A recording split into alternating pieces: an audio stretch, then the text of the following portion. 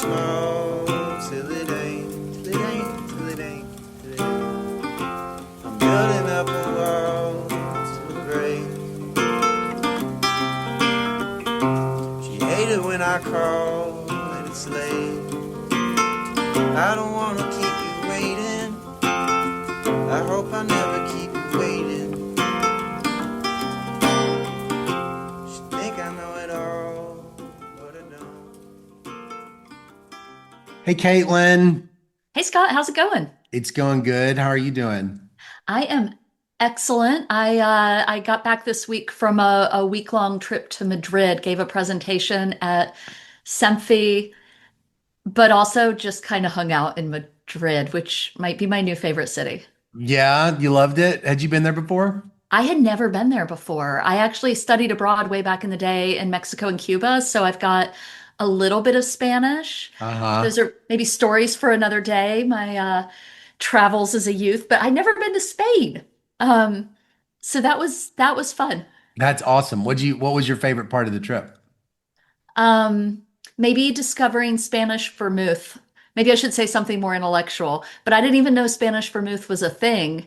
Uh, And then I discovered it and I loved it. And also had, because I'd never been to Spain, had never been to the Prado, which is an absolutely amazing museum. So good. oh, I'm gonna be there the end of May for my annual Coachella Madrid, which is sold out. So we have a full hundred and something people coming.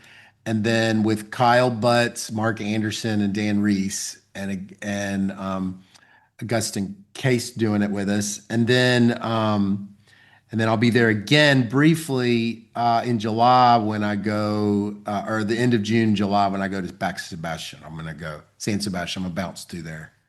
It's a great city. Fantastic. It Yeah, is it's a a great great city. city. And you went when it was not terribly hot. No, the weather was perfect. It was like 65 and sunny every single day. Yeah. And we were also there for the very beginning of Holy Week. So we were there for Palm Sunday. And that was really fun too, because there were a lot of processions going on with like the drums and the trumpets and the really heavy floats that people are carrying instead of putting them on wheels. The whole thing was just, That's awesome. it was a great week. Well, that's awesome. Well, we should tell people what our names are again and what this thing is.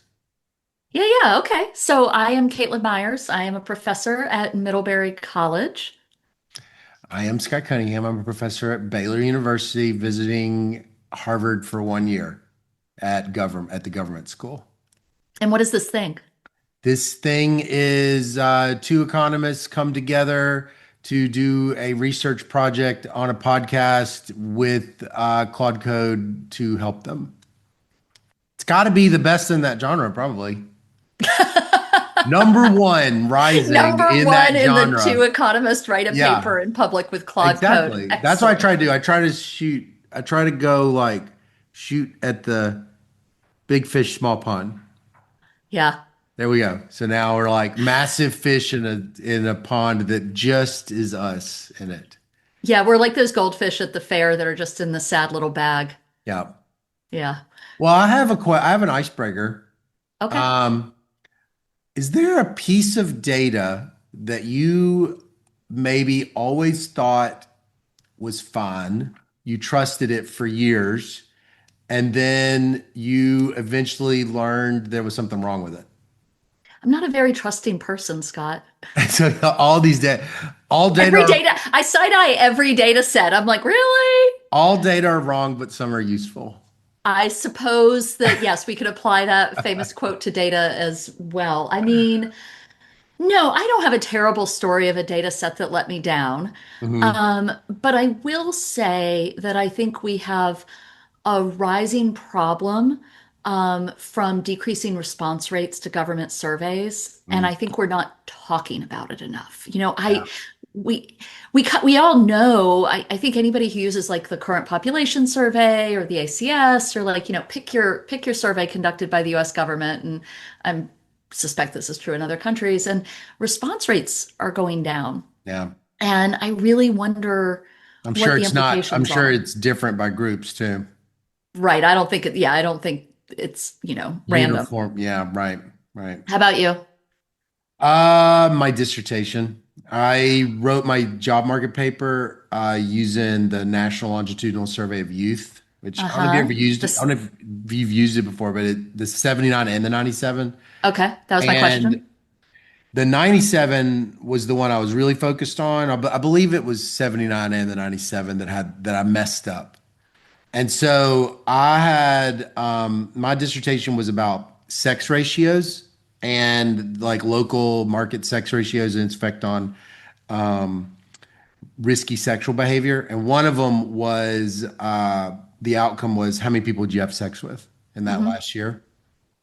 And so tell me if tell me if you see this coming. Tell me if you've heard this one. I bet So I think okay, I'm all already right. guessing. So every year the LSY would say, how many people have you had sex with? And it was, I think it was the 97. And it would be top coded at 10 people. And then one year it's top coded. It's not top coded. You could list whatever number you wanted to. But because I wanted to create the panel to have the same, left-hand side variable, I typed this in. Replace sex partner equal 10 if sex partner greater than 10. Mm. What did I do? What about those missing values? What do you think happened? I think that they all turned to sex partner equals 10 when they were missing, because maybe, I don't know the universe for the question, but maybe it was people who hadn't had sex You got think it's replaced with people 10 that had partners. sex? Yeah, that might have been right. Oh, bless your heart. And guess how many That's years classic. I know that. This was like, I mean, we all learn it because it's like we learned it from Nick Cox or something on the state of listserv. I thought we Like, all learned it the hard way. oh, that's how I learned it. I knew it. Here's the crazy thing. I knew it, Hmm. but I wrote I was the most chaotic folder person of like your code and stuff. And so of that, because it was my first project. It was my very first research project. And so what I did was I had a section of code that cleaned the data, and that's where that was done. And then it produced a data file. And then I did all my analysis on the data file. And I could just started getting smarter as I was doing the subsequent work. And then I never thought about Mm. where that data file came from. And so I got the R&R. I got the revise and resubmit at the JHR. This is my job market paper. I got the revise and resubmit at the JHR. I believed these results. I want you to just kind of like Yeah. imagine. We talked about this a couple weeks ago. You said you don't believe results, but I believed these. All right. So for Yeah. like 3 years, because it was my dissertation, I thought I had interviews. I had a lot of bunch of, flyouts and stuff. And I get that R&R at the JHR, and I go to that folder. All right. And it looked like a hoarder's nest. That folder did. It was like 1,000 files. It was like all these do files with different dates and like all these things called like temp something or other. It was just not even, it didn't even have subfolders. It was just a This is massive, making me queasy. I know it was, well, it was so upsetting because I like couldn't even remember which folder. I didn't even remember which do Hmm. file it was because it was like, and so then I finally am able to like piece it back together. And of course I have to like rerun it, you know? And I opened it up and I saw that first do file. My eyes went right to that thing and I was like, "Oh my gosh. This cannot be what I did." And I didn't even and I just changed it, and all of the results went away. Oh my And gosh. This is and one of the saddest stories. I didn't know this was going to be a sad podcast. yeah, This that's is, right. So listen, so then, but you might like this part of it. So I always had one of these designs, like for the project, for the paper, that's like was kind of defensible, but there was plenty of researcher degrees of freedom that you could have like, mhm. because it wasn't like a law. It was like, how am I gonna say what a sex ratio is? where am I going to measure the sex ratio? Sex ratios for people that study the marriage markets, they're like on the blackboard, they like are very clear what you mean. Because you're like men, women, for heterosexual, it's like this number of men, this number of women. But you have to measure it in data. Hmm. And you're like, is it measured at the city level? Is it the census level? Is it the Yeah. black or is it What's white? the market? Yeah, it's like, what is the What's the market? catchment area? Exactly. Yeah. And so I started fiddling with it. I started fiddling with the sex ratio because I wanted to get those results back. Mm. And then I noticed that I was doing it. And all of a sudden I said, oh my gosh, I can't even do this project because I'm gonna I could just see it. I could feel it. Like I just lost all it was more an incredible level of distrust of myself. And and so I was like, how will I ever know? Because there was no principled design decision left because I had already peaked at all the results. Yeah. Yeah. So I never resubmitted, and it's still up there. Every now and because I have gotten JHRs since, and I'll go up there and some You'll see it in it'll the say 18 years waiting for the resubmission, and I'll Oh. just be like, ah. Oh, I would avoid JHR at all costs I because that know would it's hurt like my no, it's like soul there. every It's like one time. of those therapies for people that have PTSD. They're just supposed to like briefly like exposure therapy. I'm supposed to like for 5 minutes just notice that it's there and then just go on. But Oh is my that gosh. For if this is any silver lining for you, when I teach students econometrics, I make a really big point. It's like I have very few hard and fast rules of kind of data science or econometrics, but one of them is always think about the missing values. yeah? And now you've given me an object lesson that I can share. And I guess, man, plenty of people have been where you were. I don't know that everybody's got the Oh, integrity that was to like realize they got to that was even worse because it was back like out. And, it was yeah. like we would it's one of the first thing. This is kind of like hard for people that use this R. So they probably not really like because I don't really know what the R equivalent is, but this is like Mhm. one of the Stata equivalents, which is Yeah. like Stata handles missing values as infinite or values Right. or something. And you're like, and you just don't even know to ask a question like that. Like, you know what I mean? Like Right. you wouldn't even know to know it. And Yeah. so I ended up responding to it. I really went into the tank over it because I was kind of like, I'll never know enough syntax. That was like what I kind of Hmm. concluded. It's like I'll never know enough syntax. So it can't be that I rely on knowing all the syntax so that I avoid these mistakes. So instead, I started to kind of develop my own philosophy, which I think you have one too, which is like, how will I organize the directories? And what Right. will I name things? And what will be my process of like storing data and doing these other things? And how many times will I run all of the do files? Yep. So Scott, I think you're setting us up really well to a transition to our job today Yep. because where we left off last time was that we had created a map Yep. showing where distance changed in Texas due to this policy that shut down a bunch of its abortion clinics. Yep. And where we're going to pick back up is thinking about creating visualizations of the trends across those groups. And what Yep. does this have to do with your story? It actually, one of the things that I always try to do when I'm kind of beginning a project is I try to look at just the time trends in all the key variables. Mhm. And partly is, I'm looking for treatment effects, but it's also partly because I'm looking for oddities, right? Right. And if you kind of miscode a variable, or, we've talked earlier about the fact that marriages in our data in Texas kind of dropped precipitously in 2017, and we don't know why. Yep. And we've sent our human RA off to try to figure it out. She'll be back next week.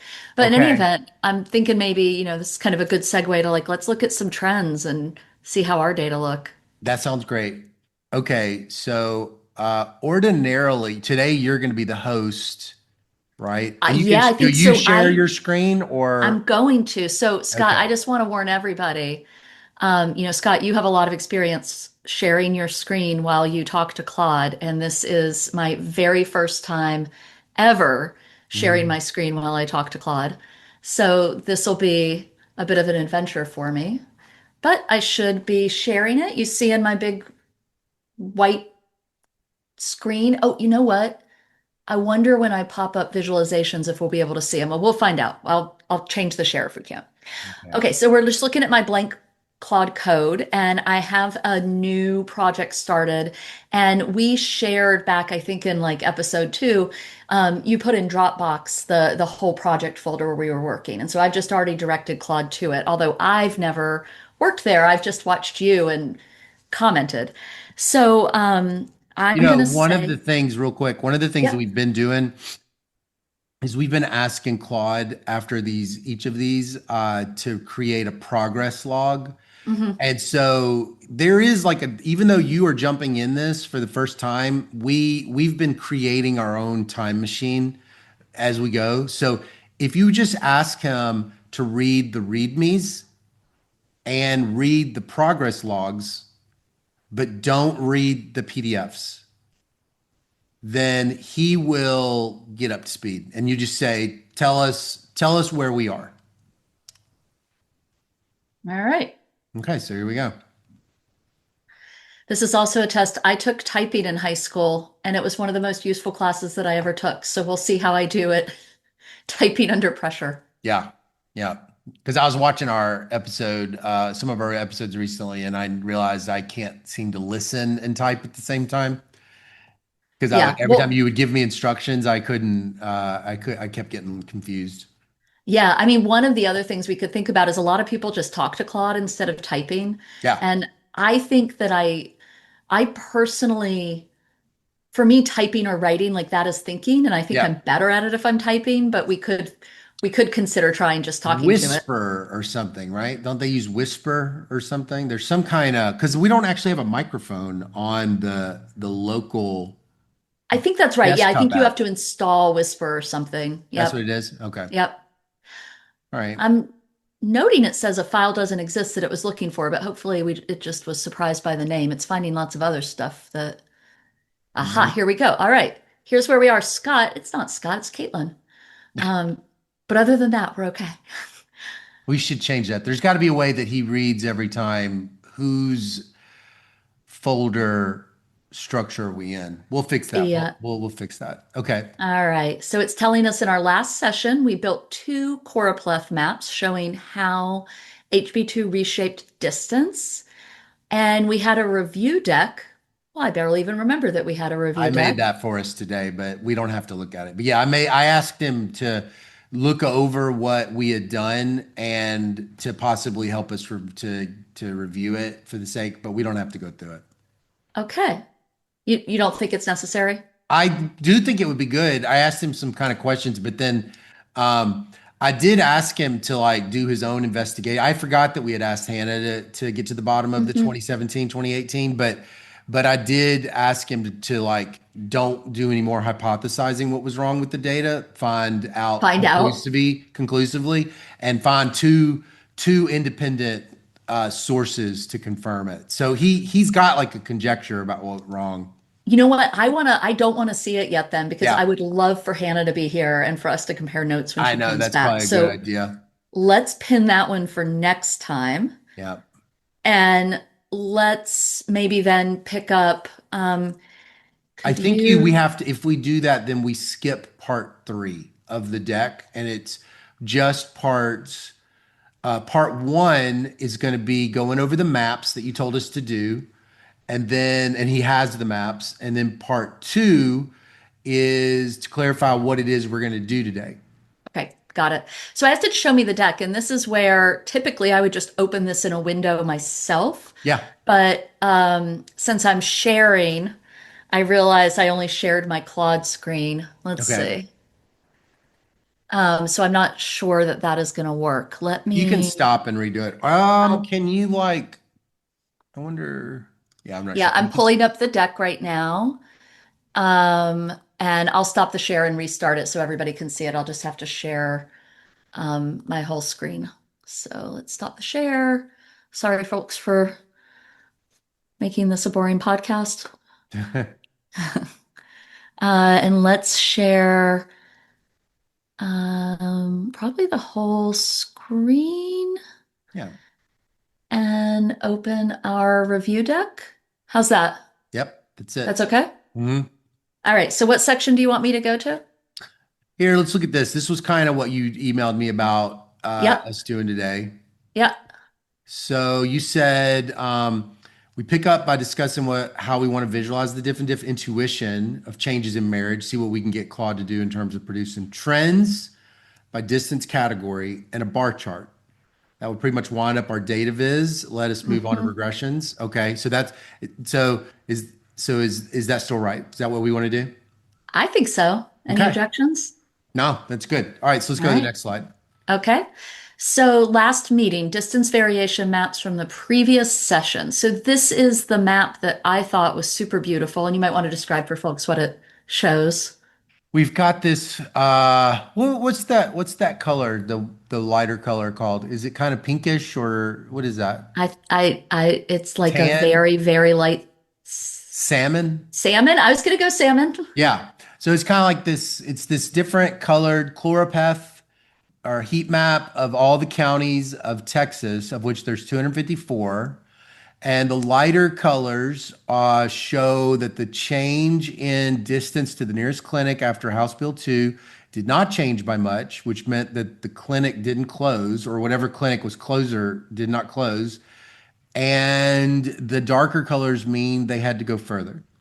So most of the darkest colors are, do they call it the I mean, I should know, but I can't ever remember. Is the panhandle Yeah, I El think that's the Paso side or is panhandle. the panhandle the top side? It's the sticky up part. So The I think it's sticky up like part? Yes. Amarillo Right. and Lubbock, and then also in the Rio Grande Valley down by Mm, like Laredo mm. And then and wait, is that McAllen. what's the border state counties? Is that where Corpus Christi is? Corpus Christi is right here, Oh, actually, and okay. you can see my mouse, yeah. Yeah. So Corpus is interesting. I told this story earlier, but I'll briefly remind you because it'll be relevant to some of what we're doing today. The distance variation that we mapped, we're just looking at how distance changed from quarter 1, 2013 to quarter 1, 2014. Yeah. And there is some subsequent change in the distance. And in particular, this clinic that managed to stay open in Corpus Christi for a while Mhm. stayed open because there was an elderly, I shouldn't say elderly, maybe he'll listen to this. There was an older doctor who was commuting all the way from San Antonio to Corpus Christi because he still had admitting privileges. But after a while, he decided that I think that he just couldn't manage it and he stopped commuting. And this clinic did close in quarter 2 of Mm. 2014. His So, willingness to drive had kept that otherwise isolated clinic open. yes, So because exactly. he was willing, because he had the admitting privileges, even though he didn't live there. Exactly. And then what's interesting too is down here in the Rio Grande Valley in McAllen, or yeah, it is in McAllen. There is a clinic that closed that dramatically increased driving distance, but then um, there was this kind of very special rule just for it that got carved out during the appeals process that let it reopen for a while. So there's kind of basically what I would say is down here in the southern part of Texas, there is some subsequent variation in distance Yeah. that our map doesn't reflect because it happened after our map. But, Mm. this is a way in which a lot of times when we have a difference in difference model, Yeah. we would love to have a kind of just single moment when treatment Yeah. occurs and then it never changes again. And I would say the southern part of the state's a little more complicated than that. Yeah. These spatial, I also think that because this is such a spatial design and I mean state level panel data is a spatial design too, but it for some reason this one is a little different because of exploiting the within county variation in distance. It is like you do have to make some hard decisions. Maybe they're not hard decisions, but you do have to make some decisions about what you're going to show because if it keeps closing like year, there's like more closures, you have to decide, are you going to show like the equivalent of an event study on a map where now you have five maps? And I'm just curious, like, what is your overall, when you were faced with something like that, you have such a good eye for this. And how do you solve problems like that? Well, first of all, I just usually remind myself that there's not an objective right answer to Yeah. dealing with the complexity of the world, and that the goal of data visualization is to convey the most important parts of the story very succinctly to the audience. Yeah. And I typically think of, as long as I set up the data visualization where I very clearly define what's being shown. And Mhm. you can see in this title that Claude made for us, it very specifically says this is Q1 2013 to Q1 2014. And if somebody from Texas wants to call and say, do you know that clinic in McAllen reopened and that clinic in Corpus Christi closed? I'd say, yeah. And it's in our data. And, hopefully we will address this with our econometric model. That'll really get at some of the greater complexity. But right here, what we're showing you just doesn't capture it, right? It's a simple picture. It's just not Yeah. going to capture everything. You think we're ever going to be not amazed that Claude just made this map for us? No, I'm never going to not be You don't amazed. think so? Gosh, I hope you're right. I can't even believe it. I like I think one of the things the listeners would love to kind of see if they could just pop open the YouTube is the fact that the open clinics are dark circles against white backgrounds, and then the closed clinics are X's, white X's against a dark background. I think I did tell it to Oh, change did the you say color to do scheme that? so they'd show up. Yeah, it might have been that might Maybe have we been did. my, Well, it's still beautiful. thank you. It's gorgeous. And it I really wish I does told it to tell all label the Corpus. story. Yeah, I wish I'd told it to label Corpus Christi since we spent that much time talking about it. Yeah. It Yeah. Okay. is So what have we beautiful. learned? If you were to show this to your mom, Mhm. do you think she could be able to articulate what's going on here? I hope so, because that's the goal of data visualization. I hope Yeah. that somebody who doesn't know anything about difference in difference estimation and two-way fixed effects and synthetic diff-in-diff and Callaway and Santana and all that fancy stuff would look at this map and say, oh, you've got a situation where suddenly abortion access was dramatically changed in some parts of Texas Yeah. and not others. Like that is what we need people to see. And Do I you think feel I like think we could call her, but I think my mom would get it. Yeah, sure. No, I mean, I think a person could look at this. Here's what I think. I do think that a random intelligent lay person should read the paper first in order to interpret a figure, or should the figure stand alone? I think the figure should be able to stand alone. I think if Yeah. you want more detail, it's fine to say, oh, you got to go read the paper. Yeah.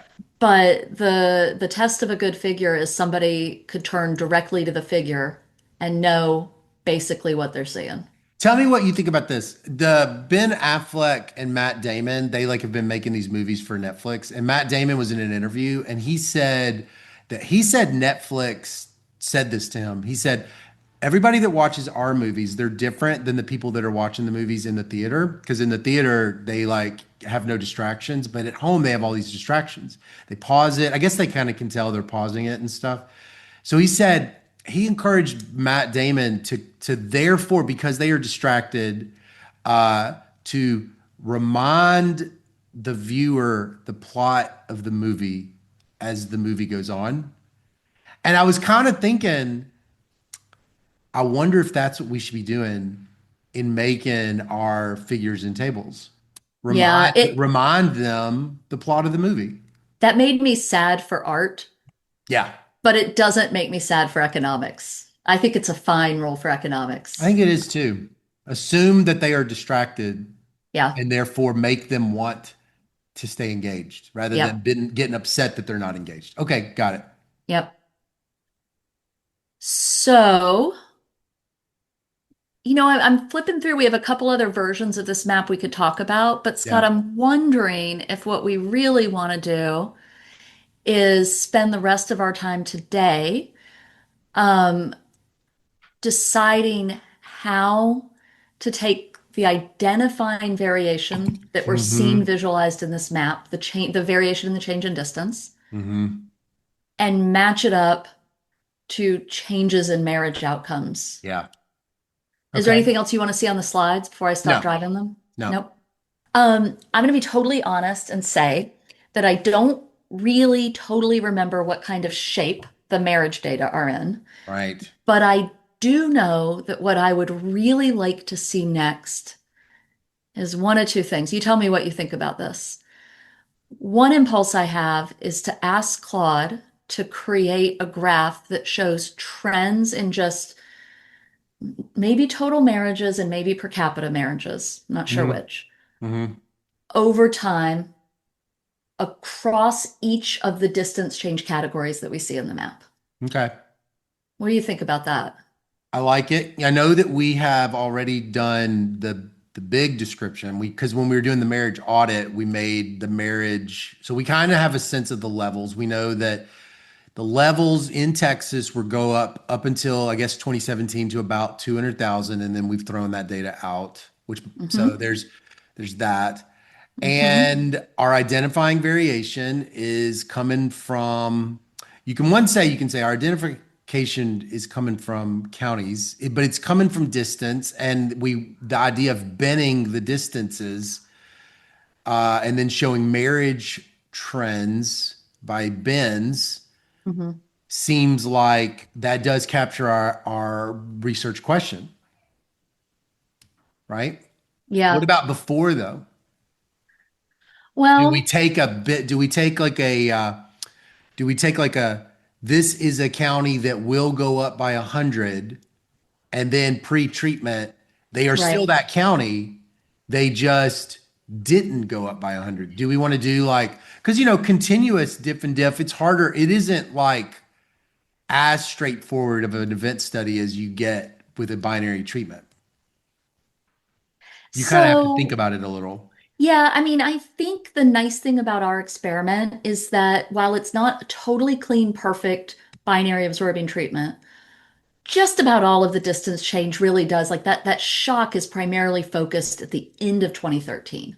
Hmm. And so I think that if we just said, hey, take every county, Hmm. categorize it according to which bin it's in that map, and Hmm. show us its trend over the entire period. Yeah, pre and post. I'm not sure that we want it to be in the paper. I don't know, but Yeah. it would give us at least an opportunity to look at the trends leading up to 2013 to see if they Yep. look like dramatically different and kind Hmm. of if we can just visually pick out any effect, which would be very hard in a trend like this. I'm not sure we'll be able to, but just as kind of a first pass. Yep.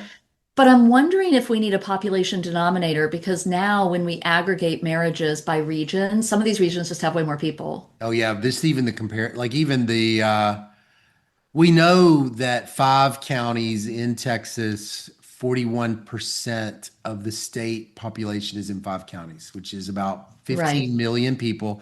So that particular less than 10 change in distance is going to be Houston, San Antonio. And if we do levels, they're just going to blow up the whole Right. picture. So we could do Right. rates, and did we get population? Do we have county I population? don't know. So let's find out. I'm asking Claude a lot as we talk. So I'm telling it everything that we just talked about. And I'm going to be Yeah. like, oh, by the way, do we have population denominators? Okay, I'm going to read it for the reader. Okay. So Kaylin's writing, create a trend chart that shows trends in total marriages by county change distance category as represented in our map showing distance changes. Use the same color scheme, so this pairs well with the map. End the trend in 2016. Note that the category for each county is time invariant. Every county is categorized according to its change in distance between Q1 2013 and Q1 2014. But wait, I think we need population denominators. Do we have them? Why are you stopping in 16? I think the data is through 17 The before it data's breaks. good through 17. Yeah. While this is running and thinking about population denominators, let's see if we can find those trends. I'm just going to flip through our slides real quick. It'll probably be in the audit one. Go back. Okay. In the audit. It's a different Wait, go to slide. that one. Go to that one. That one with the big old bar chart. Yeah, it is in the audit one.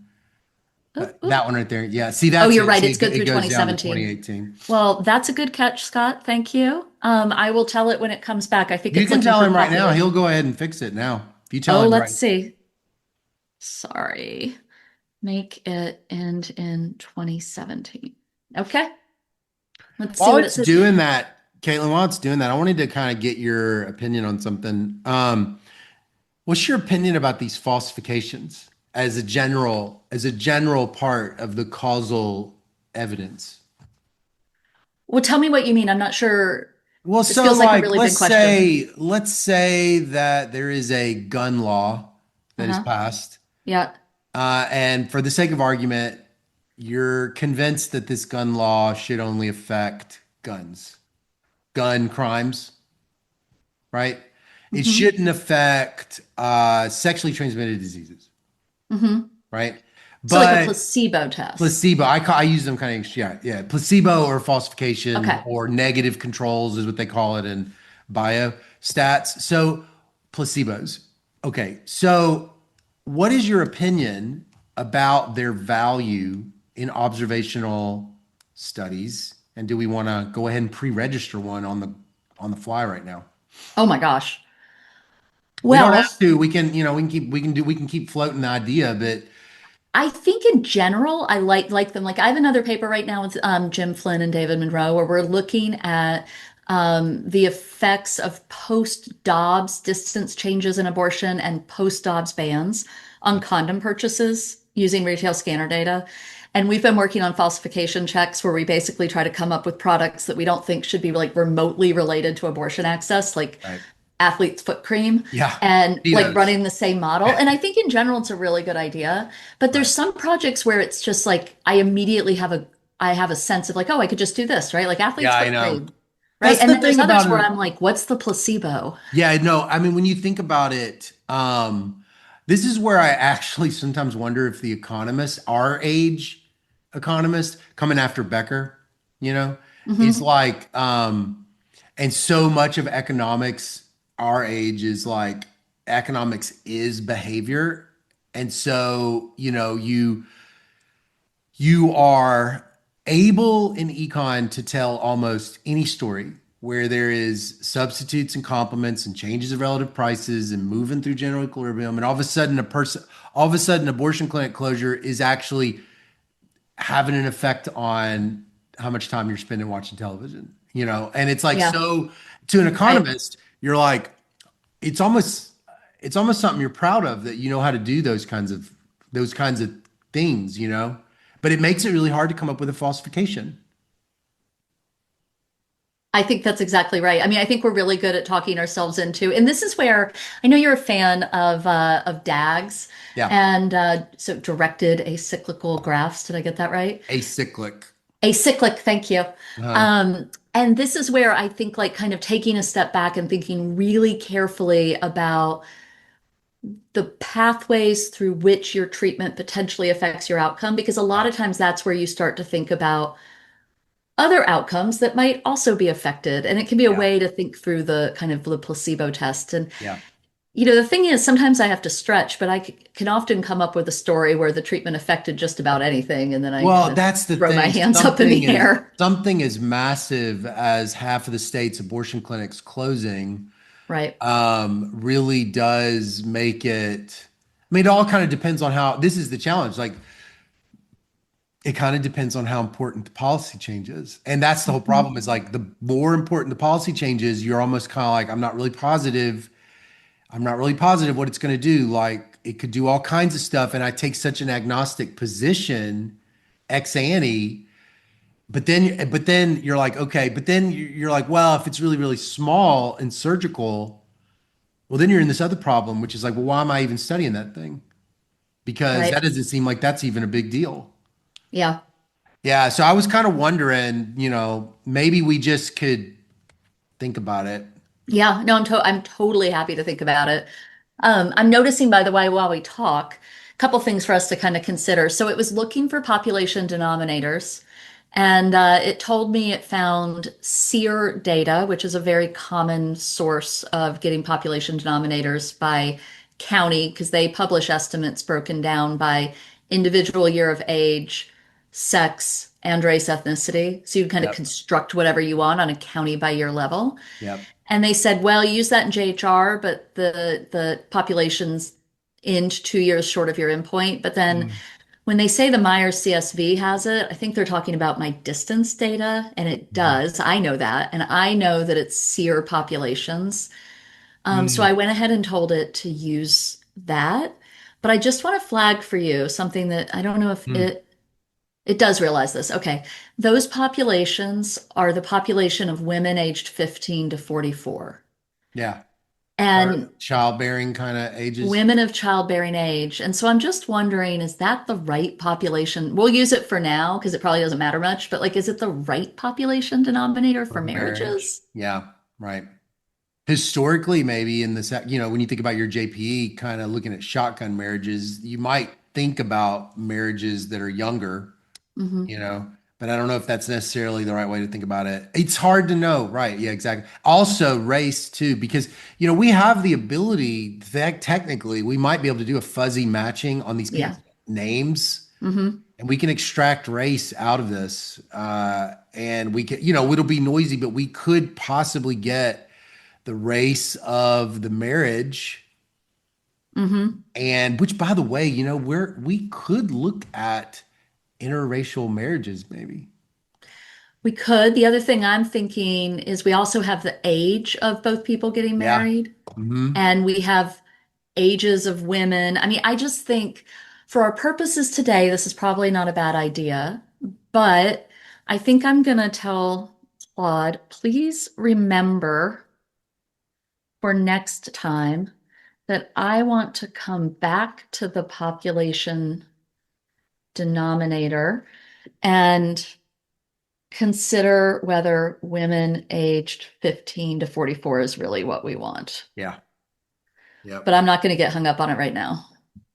It's really, these are a lot of hard choices, right? I know when I have demographer co-authors, it's always like these are long conversations about that denominator. Oh, I thought they would just know the answer, and any demographers listening would be like, y'all, this is what you do. Well, it's just a certain amount of like strong opinions. I mean, they're very informed about why they want to do it a certain way. And I'm always just thinking, I'm glad you're on this project because I might not have I actually hadn't thought about that maybe I hadn't thought as deeply about it as I should be. Well, it's interesting too, because you would imagine, like, when we think about the mechanisms through which abortion access might affect marriage, I think, primarily we probably are thinking about individuals of childbearing age, Yeah, right? Because they're the ones who are potentially seeking abortions. that's right. On the other hand, if there's a dynamic effect, if it causes some sort of kind of immediate effect on marriage, then that affects the pool of people available to marry or divorce, right? Whatever we're looking at in Yeah, future years, yeah, in which case we wouldn't want to limit it on age. right. If we're estimating like an event study, Yep, maybe. yep. So yeah, for now I'm going to kind of just ignore all of this and just keep telling Claude it can do whatever it wants to do on my computer, which is appalling behavior. Well, while he's doing this and you're saying yes to everything, I wanted to ask, did you see that Anthropic accidentally posted the source code for Claude Code this week? Oops. I Yes, I know. did. Yes, I did. What do you make of it?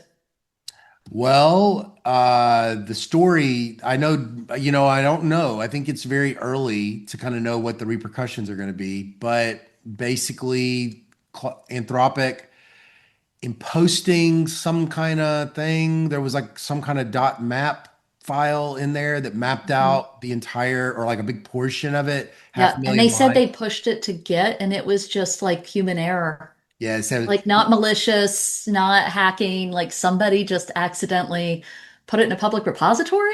something. And they said also that probably going forward, the solution is more automation, not less, Huh. because it was human error. They Oh, were like, because Claude probably wouldn't have done that. right. But the thing that was interesting was that as soon as it got posted, It then got cloned, like on GitHub. People started making cloned and forked repositories. And then what one person did was, and I forget the phrase of it, but it's something where it's like cold, it's like it's a fresh rewriting of they rewrote it in Python. They completely rewrote Claude Code in Python, and then they rewrote that Python in a language called Rust. And Yeah. so the argument was, can Anthropic issue a takedown for vibe coded versions of Claude Isn't when that's this all of kind of what they've been arguing all along, that it's not violations of other people's intellectual property, that they've been training on that kind of stuff. right? And Could start to look like hypocrites. yeah, or create legal problems. But I don't know what they're going to do. But I think that people have been dissecting it open. And so one person, that's what one person said, the first thing he went to was the spinning verbs package, which is this like thinking and all this stuff that's showing. And he wanted to see all the verbs. And he was like, there's a You know, package called speaking, the spinning verbs. that's interesting. I this conversation kind of reminds me, my understanding is that Linux was created by somebody who basically wanted Unix to be open source and went off and just built it again, right? And so there's this kind of this question of like, if you just build it again, Yeah. what does that mean? I also want to note that Claude is doing an unbelievable amount of decision making on its own. I hadn't been paying very good attention, and I forgot that we never told Claude to take the individual level marriage data and collapse them into a county by time period panel, Yeah. which is what it would need to create the trend chart that we asked for. Yeah. And so we gave it this like super vague instruction to, go off and make a trend chart. And it's been working this entire time we've been talking because we gave it something that requires it to take just like a bunch of steps, right? And it's Yeah. still, we can see it's still working through them.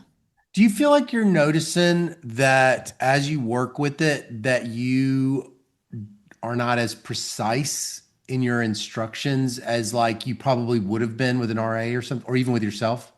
Yeah, absolutely, because it makes me lazy. Yeah. I've realized that it generally figures things out pretty Yeah. well. And if I just pay a little bit of attention to the text that's running by in front of me where I can see what it's doing, I'll be like, okay, I see you. And so I tend to give it like a long leash Yeah. and just sit back and wait and see what it does. I've been thinking to myself that what if it's that you and I and others had developed a certain amount of human capital that we needed in order to pursue our research objectives. And over time, we thought that human capital was valuable for its own sake.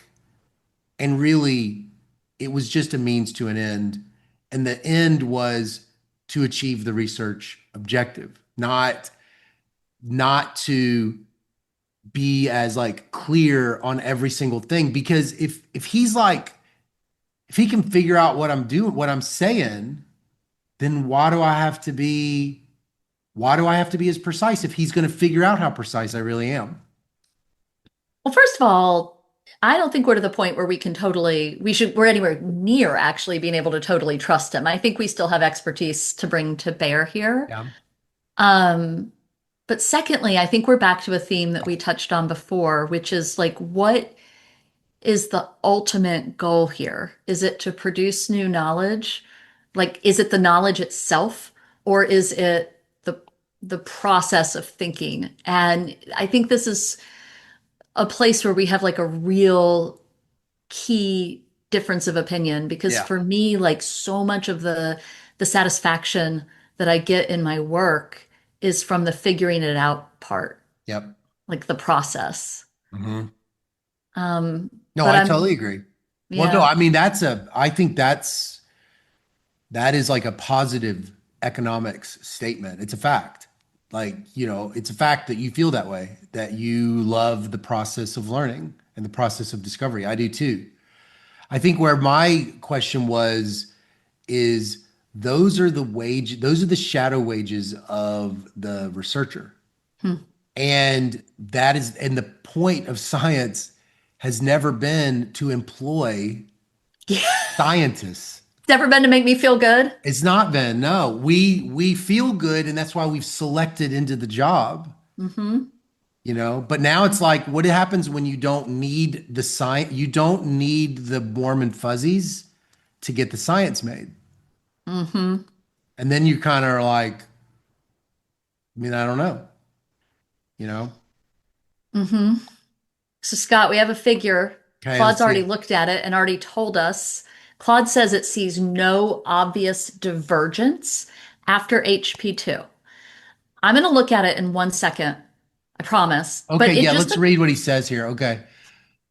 So he's yeah. got it in our standard categories. He's got counties broken down. 147 counties really do not get a change in their travel distance. 10 go 10 to 25, 16 go 25 to 50, 23 go 50 to 100, 58 go 100 plus. Pre, all right, let's look at the big. Oh, yeah. So 30, they're not real big differences. It's giving us the range, which I find a little bit weird. Like it's saying, here's the pre and post HB2 range in each group of counties. And I'm like, the ranges are pretty big. I don't know whether I pick the midpoint. I want to see. I asked it one more thing though, which is whether it had population weighted these, because I think they should be population weighted. Don't, Population weighted counties. yeah, Yeah. or put differently, I think you should add up all the marriages in each group and divide by the population of each group. Mhm. And so I was just wanting to make sure that it did that, and it said that it did It because it is added them all weighting, up. it is weighting the data. Yeah. Population weights the marriage rates by the county population. So this is okay. This is an aggregate rate, which implies okay, no. If he's doing aggregate rates, But see how it's he's making? yeah, Yep. that's not the same thing as population weighting the county because if you are creating aggregate rates by county and you average over the county, that is the average rate for the average county. Right, but I don't think that's what it's I doing. don't think So, if you want to get that, if you want a population weight such that Harris County counts more than McLennan County, you have to population weight, which is multiply the population times the outcome. Everybody has that done, divided by the population. And that turns it into not the average county, but the average person right, in this group of in counties. this group of counties. So you need to tell him that. And it's Oh no, I think he's doing it right oh, though, he's doing it Scott. right. I thought he Hold said he on, hold wasn't on. doing it. Look at his R. And by the way, Claude likes R. And on my computer, Claude always chooses R. And I'm like, okay, I'm not Yeah. great at R. Right. I could have let him go in Stata maybe. But note what he's doing. So for each group of Okay. counties, so by the distance change category, by year, it is he is first adding up all the marriages that occur. So Mhm. like suppose that Harris County and Tarrant County, Texas both have zero distance change. They're in a category together. Their marriages get added together. Mhm. And then it's adding up the populations of all of those counties. And then it's taking the sum of marriages and the sum of populations and taking the ratio. And arithmetically, I believe that's the same Would you mind as asking him? Would you ask him, say, there is a paper by Gary Solon Hader, is this what Haidor. are we waiting for? Yes. And ask him, is that what you're doing? Are you weighting by the county population such that this is the average person, not the average county? I think we could ask it differently because I think that paper, I I mean they are about whether you should wait or not, but Mhm. maybe we could ask instead, would you be okay if I said, is this the same thing as if you had calculated a marriage rate for each county first and then taken the population weighted average across groups of counties? Is that the question that you have? Same thing as calculated marriage rate free. All right, so I'm in Harris County, and Harris County is total marriages divided by total population. Right. All right. Then I take the population weighted average across groups of counties. What is that last part doing? I don't know what that means. What's So the equation for it? it would take each county, Yeah. it would take its rate, it would multiply it by its population, it would add Multiply all of by those its up. population. Yeah, Yeah. and it Take would the add those all rate. up, Yeah. and then it would divide by the sum of all the population. That's what I understand it. That's what I understand the population weighting Yes. to do. And Would you mind asking him? Would you my just mind assertion is it's the same as what it did. Do you want me to ask say, it something no, different? just say, first of all, no, ask that. Okay, because I And think then the answer is say, yes. Cunningham also wants to know, is that going to be the same weighting formula as is described in the JHR What Are We Waiting For by Gary Okay. Sue? And that's what it looks like. Yeah, that right there is what I understood it to be. Okay, I just wanted to, yeah, I just wanted to be sure that you and I are on the same page. Yep, that's it. So, but yeah, I would like to hear what he says here.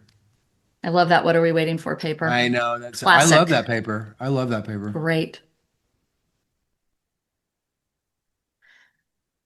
I'm not sure, JHR has some really great methodological classics. That's one of them for sure. Mm-hmm. They Mm-hmm. had that whole issue on program evaluation stuff at the, like early credibility revolution, like what's been going on, and everybody Imbens has one, and Wooldridge has Cameron. They do that's for the clustering standard errors. Okay. Yeah. Oh yeah, theirs is This, about regressions. Right. right. But it's the weighting cell. That's all I mean. Yeah. Yeah. Okay, We're good. on the same page, Got it. and he waited. So now, oh, wrong thing. Let's close all tabs and let's go and look at this result that Claude says I'm not going to like. Well, I don't have an opinion, do I? I'm a dispassionate scientist. Yeah, well, Um, we don't know what it's going to do. Maybe it has no effect on marriage. right. We're That's why I open-minded. don't have an opinion. Yeah, exactly. Ooh. Well, I like its color scheme. So let's take a look. It's still a little noisy, kind of a little surprisingly noisy to me, but we have the counties divided, and what's stands out to me immediately is that at the very bottom of the graph, we can see the trend for counties that basically had no change in distance Yeah. and counties that had a really big increase in distance. And they are just like almost identical through 2013. So the that's crazy. So the less than 10 miles, this is our definitely going to be our Harris County, et cetera. Our And control, it's our very clean control, I yeah. guess. And then they don't really change. And they are they are basically identical marriage rates as our Mhm. biggest travel distance And place. I think that's because these are the urban places, and you can see that they're less noisy too, right? Hmm. So the control group has a whole lot of the population because it's got Houston and Dallas and Yeah. San Antonio and Austin, right? So, like, a ton of the population is in the control. Yeah. Not very noisy, kind of makes sense. Okay. And then the places that had the 100+ mile increase, Uh-huh. and I think it might help if we've switched I to the know. Can we see who that map. is? Yeah, let's take a It's look. all that Amarillo Oh, stuff, wrong right? one. Sorry, I don't want to look at that one. I want to look at this one. Here we go. So, in the places that are the 100+ mile distance changes, like McAllen, Amarillo, Lubbock, these are also cities, right? And so the population centers in these dark red counties are going to drive most of it. And there's probably enough people there that it's like not super noisy. Yeah. I would like to get a population. I would like to know a little bit more about population. I wonder if he could make a map of or a graph, one of those 45-degree line graphs where it's like it's kind of got like I don't know if it's a scatter plot, but it's like 45 degrees. And then along the x-axis is like population. And then along the y-axis is change in travel distance. Because I really would like to know a little bit more about this 100+ changer. Yeah. because I get what you're saying. Like, yes, there are cities in the Panhandle, okay, but it's actually still kind of mysterious that these cities would have no one with admitting privileges. Because I can understand it. I think I'd like to see a little bit more. So it's a 45-degree line. And along the x-axis is it's like he's documenting population. It'll probably be 254 dots. And then going y-axis is the change in travel distance.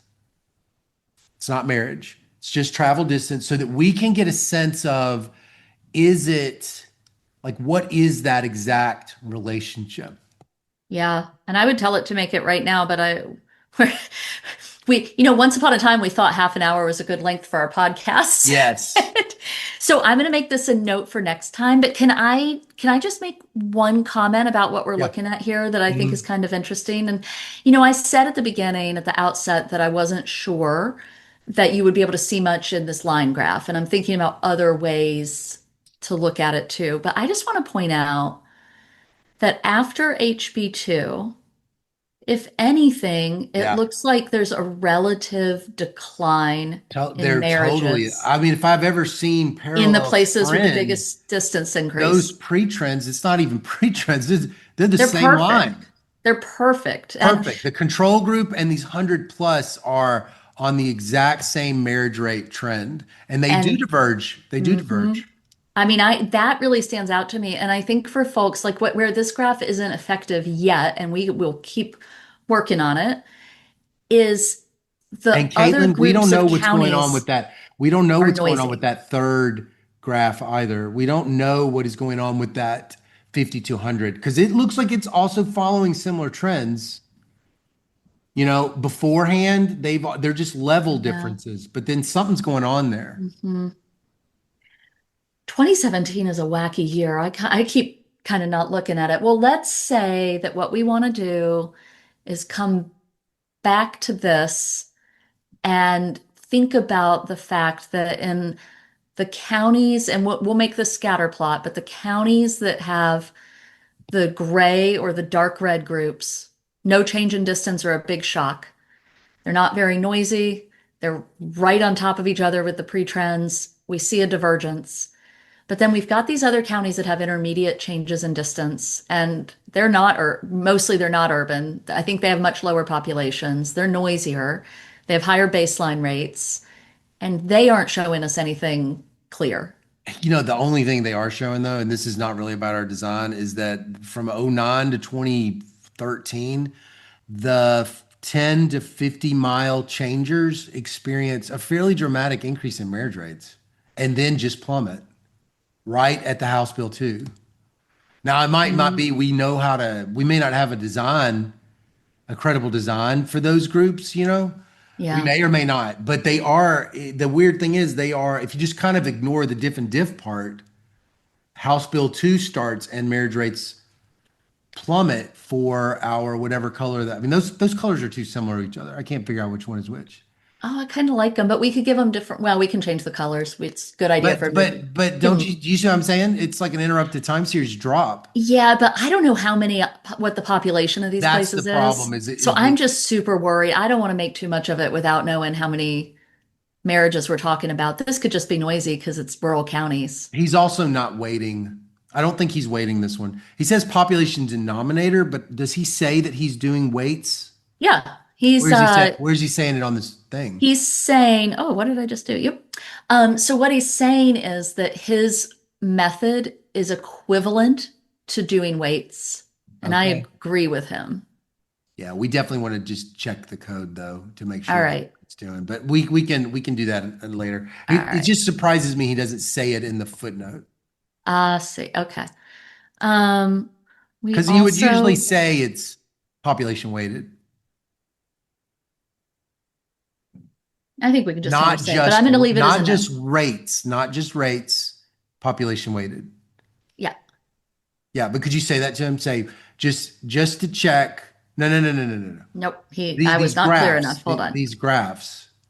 No, I want to double check that these graphs are population weighted Not trends. not just, but not just rates. Because I want him to articulate. I want him to articulate.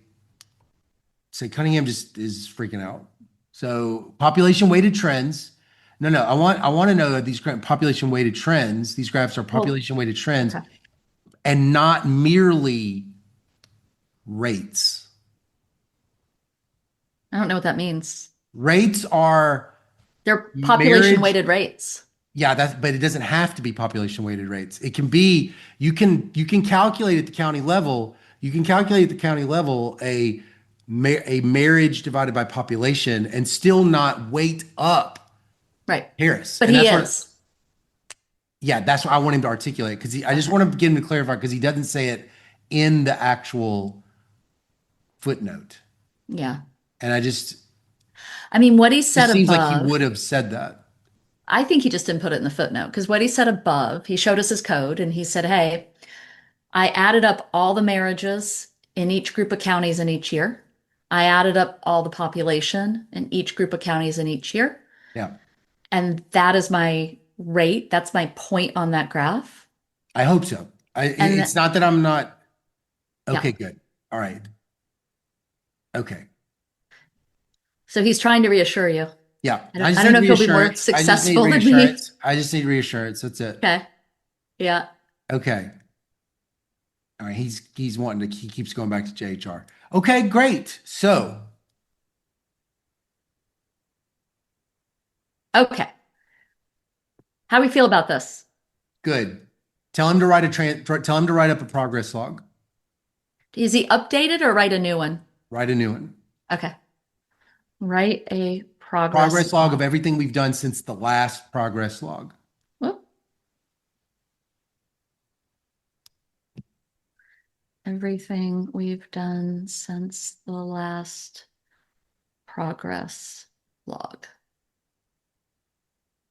Yeah.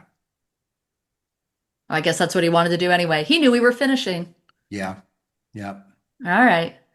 So I think next time we're going to see Hannah and spend even more time worrying about the quality of the marriage data. It reminds me of, I've got a bunch of thesis students right now, and I just keep reminding them like all the work is front loaded on getting the data right. If you don't have Yeah. the data right, Nope.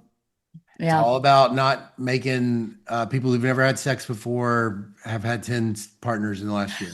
Make sure, make It's sure such you a don't good do that. story, Scott. Oh my I'm gosh. so glad we can laugh. I'm so glad we can laugh about it now. I had to literally Oh, abandon my dissertation because it was that is abs so I'm actually really triggering. sorry to laugh. That's Well, it's all right.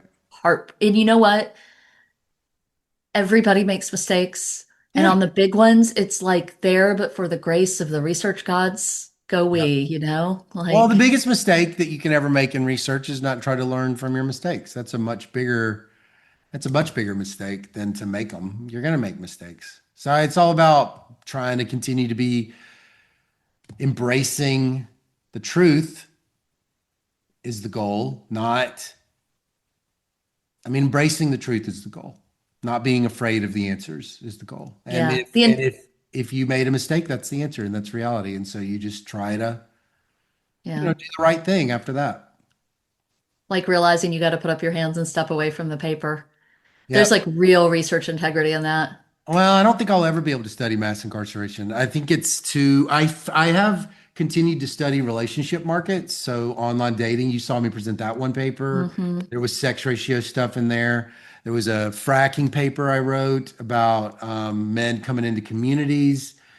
I've had some sex work stuff about sex ratios things. So like I will revisit it, but I can't, I don't know.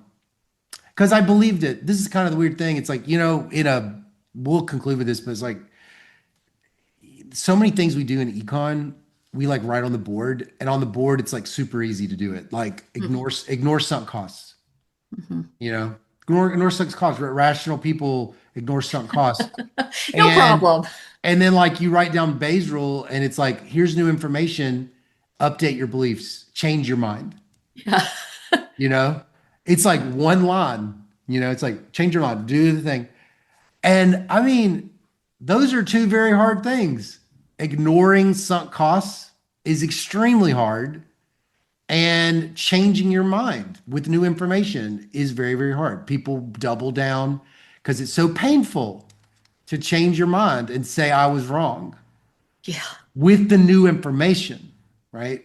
It's one thing to kind of be a very skeptical person that's going to go, I'm going to change my mind when I think it is appropriate to do so. But my point is that we're putting that aside. It is hard to change Yeah. your mind. And it's like, sometimes I don't feel like, yeah, I just think it's a good skill to cultivate. I think that the way econ is that we are very skeptical. We're trained to be very skeptical, like you've said you are, I think is very good. But I still think it can be really hard to be confronted with something and go, in light of this study or this event, I'm going to have to move through it, especially when it's personal stuff like that. Yeah. Anyway. Yeah. Okay. Some painful lessons there. Yeah. All right. All right. Till Thank you next for being my time. therapist today. Oh, no, it was group therapy, I guess. Work therapy. Occupation. Is this what occupational therapy is? I always thought it was something else. I think I thought that's it was like if you your had knee to play it hurts. like, yeah, I need to read more. I thought it was something. I didn't know we just talk about coding errors. Dissertations that blew up after you got a job. Hope Georgia's not listening. Ring. Right? We want our PhD back. Tough. You're not getting it back. All right, Scott. Put it. All right. See you next week. See you next week. Bye. Up a wall to the grave. She hated when I called.